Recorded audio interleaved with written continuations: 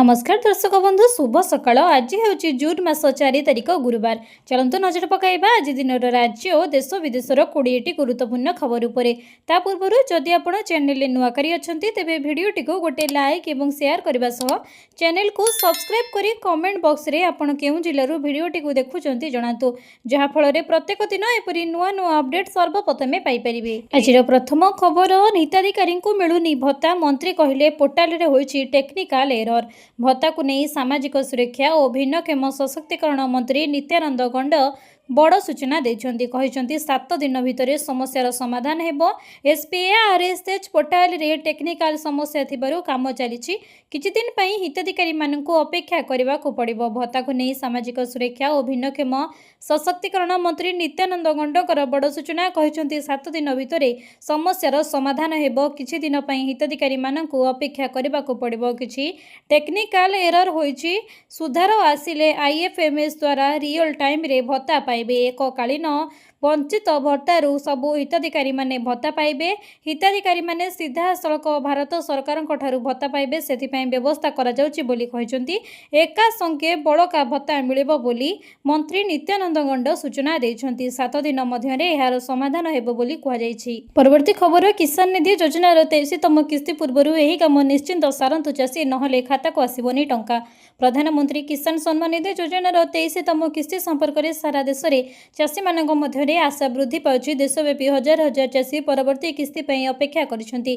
किंतु पूर्व किस्ती प्रकाश पाइबा परे आगामी किस्तीर लाभ पाइबा पई चाषी माने समय मध्य समस्त आवश्यक औपचारिकता पूरण करने अत्यंत जरूरी। प्रकृत में छोट छोट त्रुटि एवं असंपूर्ण सूचना जोगु बहु संख्यक चाषी पूर्व किस्ती मध्य अटकी जाइछि। एही योजना रे पंजीकरण प्रक्रिया समय प्रायतः एपरि घटे आधार नंबर बैंक अकाउंट विवरणी किंबा अन्य जरूरी सूचना भूल भाव में प्रवेश करा जाए किंबा असंपूर्ण रही जाए। फलस्वरूप किछि पेमेंट चाषींकर अकाउंट को स्थानांतरित होई न थाए। यह व्यतीत आधार नंबर एवं बैंक अकाउंट मध्य संजोगर अभाव असंपूर्ण ईकेवाईसी एवं आवश्यक डॉक्यूमेंट अपलोड करिबारे विफलता मध्य पेमेंट बंद हेबार प्रमुख कारण भावे उभा होइछि। एही परिस्थिति रे चाषी मानकु आ कोनोसी एजेंट किंबा व्यापक बाह्य सहायतार आवश्यकता नहीं।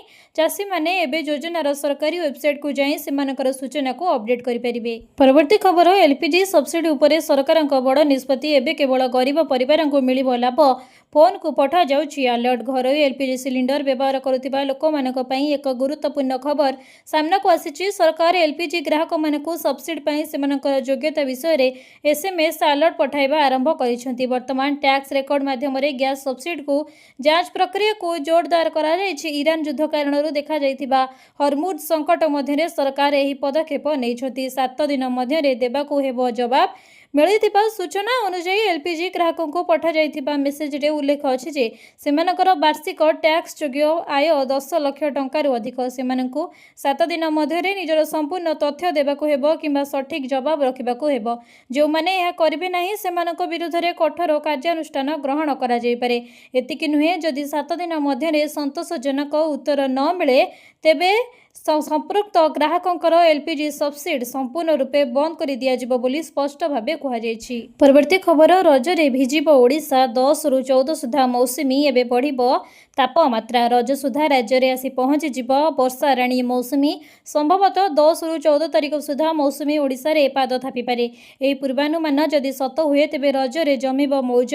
गरम और गुळगुळी को भिजाई देबो मौसुमी वर्षा। बही पारे मौसुमी पवन। शिक्षा और अनुसंधान विद्यालय रे सीसी निर्देशक तथा विशिष्ट पाणीपाग वैज्ञानिक डॉक्टर शरद चंद्र साहूंकर कहवा अनुसार आसंता 4-5 तारिख सुधा दक्षिण पश्चिम मौसुमी केरल छुई पारे। जदिओ आरंभ रे यह सेते प्रभाव न रही पारे तेबे 7 रु 10 तारिख भितर मौसुमी पश्चिम भारतर किछि अंश को प्रवेश करिबो। मौसुमीर आरब सागर शाखा सह बंगोपसागर शाखा अनुकूल रहिले 13 रु 16 तारिख भितर मौसुमी ओडिशा आगमन करिबो। 13 रु 14 तारिख रे मौसुमी ओडिशा छुईबार संभावना अधिक रही।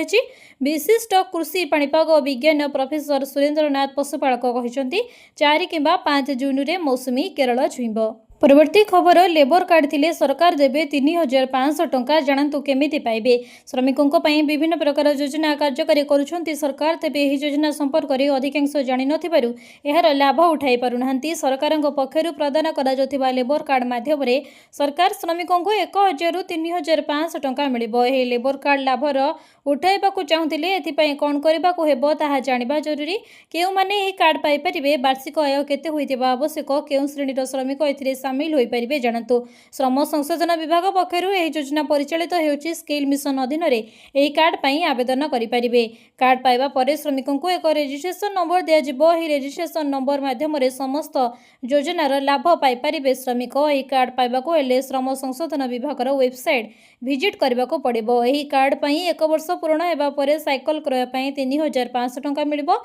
सेही परि श्रमिकोंकर उपकरण किनिबाकू सरकार लेबर कार्ड माध्यम रे 15000 टंका जोगाई देबे। सेही परि घर तयारी पई 20000 टंका देबे सरकार। परवर्ती खबर मंत्री देले बड़ सूचना। 90% बही बंटा चली, बाकी 10% खरा छुट्टी सरिबा पूर्वरु पहुंची जिवो। मंत्रीकर बड़ सूचना। खरा छुट्टी सरिबा पूर्वरु स्कूल पिलामानक पाखरे पहुंचिबो बही। विद्यालय और गणशिक्षा मंत्री नित्यानंद गंडकर बड़ सूचना। मंत्री कहिसंती जे 90% बही छपा सरिलाणी, पिलांक पाखरे पहुंचुची आस्ते आस्ते, बाकी 10% बही खरा छुट्टी पूर्वरु पिलांक पाखरे पहुंची जिवो। तेबे प्रिंटिंग समस्या पई बही छपारे विलंब होइतिबा कथा को नहीं मंत्री स्वीकार करिसंती। मंत्री कहिसंती जे जेउठी बही छपा जाउची सेठारे किछिटा प्रिंटिंग रे समस्या पई विलंब होइची, जेउति पई बही बंटारे विलंब होइची। आमे पिलामानक पई चिंतित अछु, किछि समस्या हेबोनी बोली आश्वासन दैछंती विद्यालय और गणशिक्षा मंत्री नित्यानंद गंड। खरा छुट्टी सरिबा पूर्वरु स्कूल पिलामानक पाखरे पहुंचिबा बही विद्यालय और गणशिक्षा मंत्री नित्यानंद गंडकर सूचना। कहिसंती 90% बही छपा सरिलाणी, पिलांक पाखरे पहुंचुचे, बाकी 10% बही खरा छुट्टी पूर्वरु पिलांक पाखरे पहुंचिबो। परवर्ती खबर राशन कार्ड हिताधिकारी मानक पई बड़ घोषणा। आनिकी 5 केजी अधिक चाउल मिलिबो।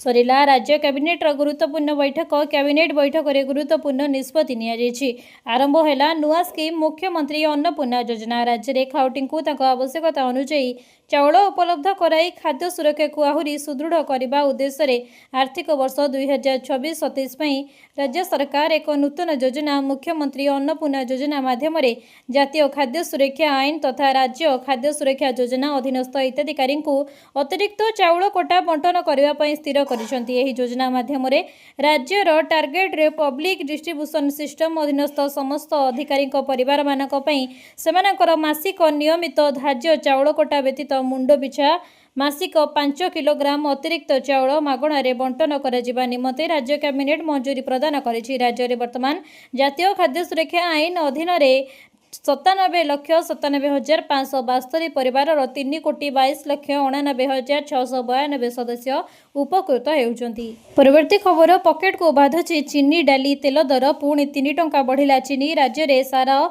10 वृद्धि चिंता।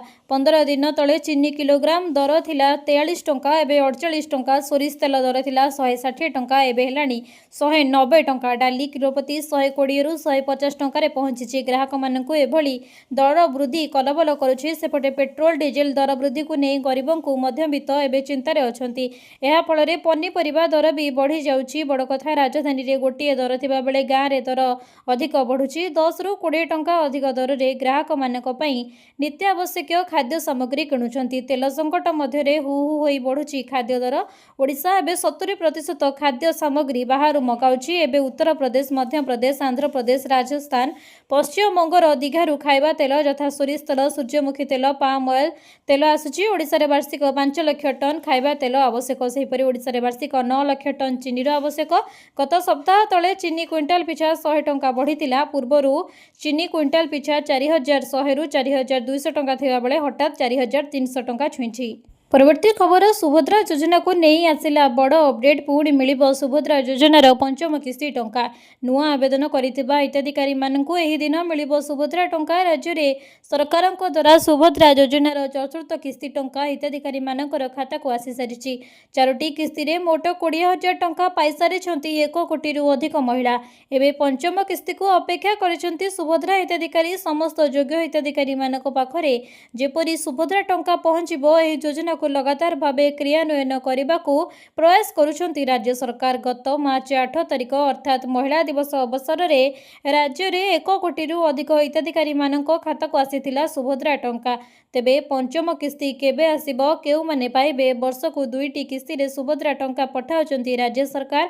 गोटे किस्ती महिला दिवस, अन्यटी राखी पूर्णिमा दिन आसुची। तेबे आसंता राखी पूर्णिमा दिन सुभद्रा योजनार पंचम किस्ती टंका खाता को आसीबो। जेउ माने नुआ आवेदन करिसंती पंचम किस्ती सह सुभद्रार प्रथम और द्वितीय परवर्ती खबर सरकारी गाड़ी पे पेट्रोल पंप को मिलिबो आगुआ टंका। मोहन सरकारक बड़ निष्पत्ति।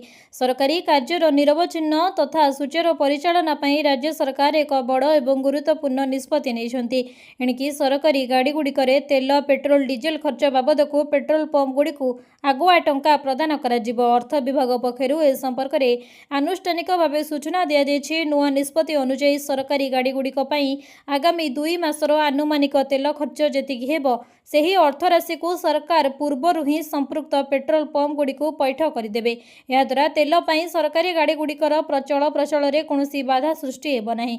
वर्तमान मध्यप्राच्य देश गुड़िकरे लागि रहितबा युद्ध परिस्थिति जोगु आगामी दिन में अशोधित तैल जोगाण एवं यार मूल्य को नहीं बड़ अनिश्चितता देखा जाउछि।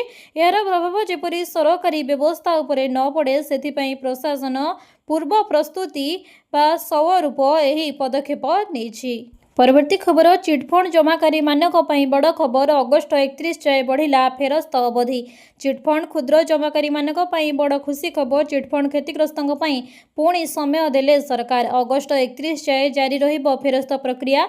एबे टंका फेरस्त पई आ मूल रसीदर आवश्यकता नाही। राज्यर क्षुद्र जमाकारी मानक पई ओडिशा सरकारक अर्थ विभाग तरफरु एक आश्वासनाजनक खबर प्रकाश पाइछि। चिटफंड तदंत कमिशन का सुपारिश क्रमे क्षुद्र जमाकारी मानक सेमानकर जमा टंका फेरस्त प्रक्रिया को अधिक सरल करा जायछि। वर्तमान टंका फेरस्त पाइबा पई मूल जमा रसीद दाखल करबा को कोनोसी आवश्यकता नाही। बहु क्षुद्र जमाकारी मानक पाखरे मूल जमा रसीद उपलब्ध नाही। तेणु क्षुद्र जमाकारी केवल परिचय पत्र देखाई जमा टंका पाई पारबे बोली सूचना दैछंती मंत्री विभूति भूषण जेना। पूर्वरु टंका फेरस्त प्रक्रिया रे शेष तारीख 31 मार्च 2026 पर्यंत धार्य करा जायतिला। मात्र अनेक जमाकारी मानक पाखरे मूल रसीद उपलब्ध नथिबारु सेमाने टंका फेरी पाइबारु वंचित होइथिले। एहाको दृष्टि रे रखी सरकार एही अवधि को 31 अगस्ट 2026 पर्यंत वृद्धि करिसंती। परवर्ती खबर 70 पार हेले मिलुची एही सुविधा। 5 लाख टंका पर्यंत मागणा स्वास्थ्य सेवा घरे बसी करंतु एही गोटे काम। देशर वरिष्ठ नागरिक मानक पई एक बड़ एवं गुरुत्वपूर्ण खबर। जदि आपणक घरे 70 वर्ष बा ताठारु अधिक बयसर व्यक्ति विशेष अछंती तेबे एही खबर खास सेमानक पई। कारण आयुष्मान भारत योजना अधीन रे एबे सेमानकु वार्षिक 5 लाख टंका पर्यंत मागणा चिकित्सा सुविधा रे मिलिबो। सबुठारु बड़ कथा हेउची जे एही कार्ड तयारी करिबा पई आ सरकारी ऑफिस दौड़िबाको पड़िबो नाही। डिजिटल इंडिया रो एही बड़ पदक्षेप जोगु एबे आपण घरे बसी निज मोबाइल माध्यम रे ही आयुष्मान गोल्डन कार्ड डाउनलोड करि परिबे। डाउनलोड कर सारिला परे चिकित्सा पई एही सहज प्रक्रिया आपणतु। चिकित्सा पूर्वरु ऐप जरिया रे जांच करंतु जे सही हॉस्पिटल एही योजना भुक्त कि नुहे। हॉस्पिटल पहुंचबा परे सेठारे तिबा आयुष्मान मित्र हेल्प डेस्क को जाई निजर कार्ड बा पंजीकृत परिचय पत्र देखंतु। हॉस्पिटल कर्मचारी ओटीपी बा बायोमेट्रिक जरिया रे आपणकर परिचय सत्यापन करिवे। या परे डाक्तरंकर औषध ऑपरेशन एवं बेड खर्च 5 लाख पर्यंत संपूर्ण कैशलेस अर्थात मागणा हेबो। परवर्ती खबर पेंशन भोगींकर खोलिब भाग्य। अष्टम वेतन रे 20,000 टपिब सर्वनिम्न पेंशन मिलिब दरमार 100%। केंद्र सरकारी कर्मचारी एवं पेंशन भोगी माने दीर्घ समय धरी अष्टम वेतन कमिशन को अपेक्षा करि रहिछंती। जदिओ सरकारक पक्षरु एहाको लागू करिबा पई कोनोसी अधिकारीक तारीख घोषणा करा जाय नाही। किंतु ए समय रे एक बड़ खबर सामना को आसीची जहा लक्ष लक्ष पेंशन भोगींकर आशा बढ़ाई देछि। तेबे national council joint consultative machinery रे सरकार को एक नुआ बयस भित्तिक पेंशन फॉर्मूला सुपारिश करिछि। एही प्रस्ताव अनुसार पेंशन भोगींकर बयस बढ़ेबा सहित पेंशन राशि मध्य पर्यायक्रमे वृद्धि पाइबो। प्रस्तावित फॉर्मूला अनुसार 65 वर्ष पूर्ण हेबा परे पेंशन रे अतिरिक्त वृद्धि आरंभ हेबो। एहा परे प्रति 5 वर्ष रे पेंशन राशि वृद्धि करबाकू सुपारिश करा जायछि। 80 वर्ष बयस रे पहुंचबा परे पेंशन रे एक बड़ वृद्धि देखिबाकू मिलिबो। 90 वर्ष पार हेबा परे पेंशनभोगी सेमानकर शेष दरमार संपूर्ण 100% पेंशन आकार में देवाकू प्रस्ताव रखा जायछि। परवर्ती खबर एबे मासको 5,000 टंका नुहे बरं मिलिबो 10,000 टंका। मोदी सरकार मास्टर प्लान वृद्धावस्था पई जीवन रेखा भाव में विवेचित अटल पेंशन योजना एबे आहुरी आरामदायक होबाकू जाउछि। सरकार अटल पेंशन योजना अंतर्गत 5,000 पेंशन को 10,000 को वृद्धि करिपारंती। मोदी सरकारଙ୍କର ଏହି प्रमुख पदक्षेप लक्ष लक्ष लोकंकु लाभ देबाकू जाउछि। वृद्धावस्था सहायता व्यवस्था को एबे आहुरी मजबूत हेबो। मोदी सरकार अटल पेंशन योजनार वर्तमान सीमा वृद्धि करबाकू प्रस्तुत होउछन्ति।